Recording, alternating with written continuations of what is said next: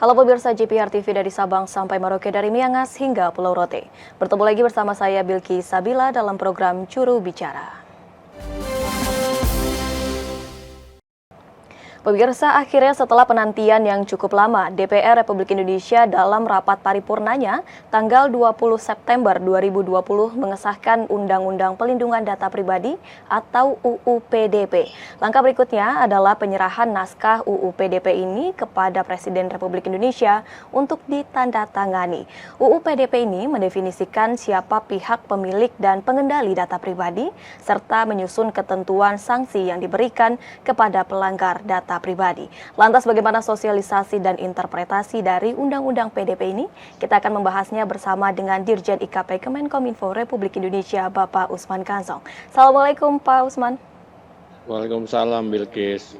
Ya, Pak Dirjen, mengenai Undang-Undang PDP yang sudah disahkan oleh DPR Republik Indonesia beberapa waktu lalu, sebenarnya dalam hal ini apa yang dimaksudkan, definisi apa yang dimaksudkan dengan data pribadi, Pak Dirjen? Ya, tentang definisi data pribadi itu ada di pasal 1 Undang-Undang PDP.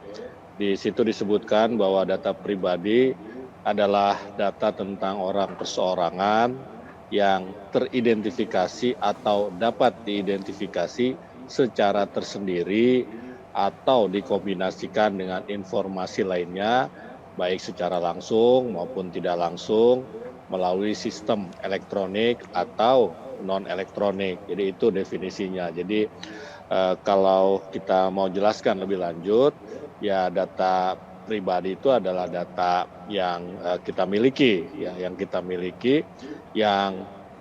dapat kita identifikasi secara tersendiri. Ya, artinya dia memang khas punya kita. Ya, contohnya misalnya biometrik, ya, biometrik ini atau sidik jari ini kan khas punya kita, ya.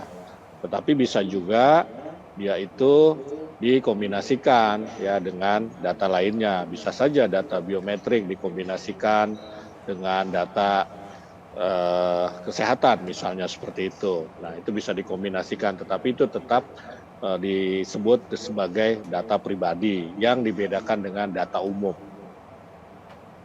Baik, kemudian jika kita lihat lagi undang-undang yang sudah disahkan ini berarti terkait dengan definisi data yang dikategorikan sebagai data umum dan data khusus. Tadi sudah disebutkan ya Pak Dirjen mengenai data yang tidak boleh diambil dan juga tidak boleh dicuri. Data khusus itu seperti ada data biometrik, data genetika, kemudian juga catatan kejahatan. Kemudian untuk data pribadi umum ini masih boleh digunakan meski tanpa kesepakatan, begitu Pak Dirjen? Iya, boleh saja begitu, ya. Jadi di pasal 4 Undang-Undang PDP itu diatur tentang contoh-contoh, ya, contoh-contoh atau operasionalisasi, ya, dari definisi tadi begitu, ya. Apa aja sih yang dimaksud dengan data pribadi, ya? Data pribadi itu ada dua, data yang spesifik dan data yang umum. Kalau data spesifik antara lain tentang rekam medis, ya, data atau informasi kesehatan.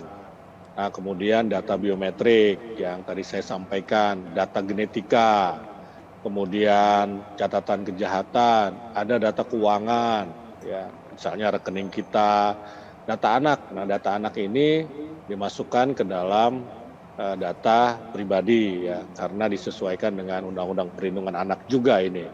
Kemudian data lainnya sesuai dengan ketentuan.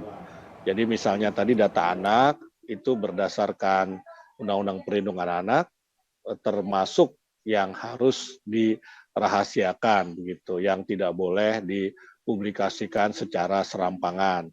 Sementara data pribadi yang umum ini misalnya nama lengkap, ya, nama lengkap kita ini data umum, ya, dia boleh diberikan kepada orang lain, misalnya data ini, kemudian jenis kelamin, ya, jenis kelamin, kemudian kewarganegaraan, kemudian agama, status perkawinan, data pribadi yang dikombinasikan untuk mengidentifikasi seseorang.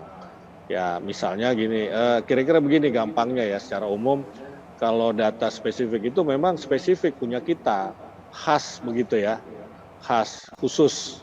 Nah, tetapi kalau data umum bukan cuma punya kita. Sebagai contoh begini, yang beragama A misalnya ini kan banyak, ya beragama Islam ini bukan cuma kita kan, banyak orang lain yang beragama Islam atau yang beragama Kristen.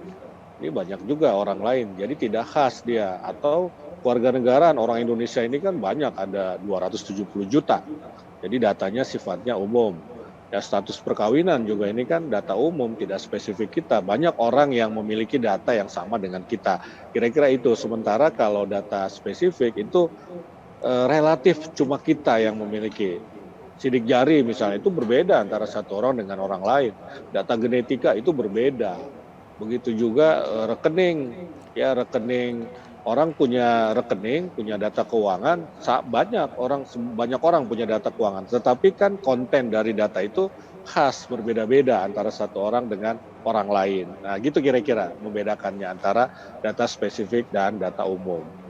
Baik, sehingga sudah dijelaskan definisi secara jelas begitu ya Pak Dirjen di dalam Undang-Undang PDP ini bahwa terdapat dua definisi data pribadi, yakni data pribadi umum dan juga data pribadi khusus. Kemudian juga mengenai hak subjek data pribadi, apa saja sih hak yang didapatkan bagi kita seorang subjek data pribadi dari adanya Undang-Undang Perlindungan Data Pribadi ini? Kita akan membahasnya usai jeda berikut. Tetaplah bersama kami dalam Juru Bicara.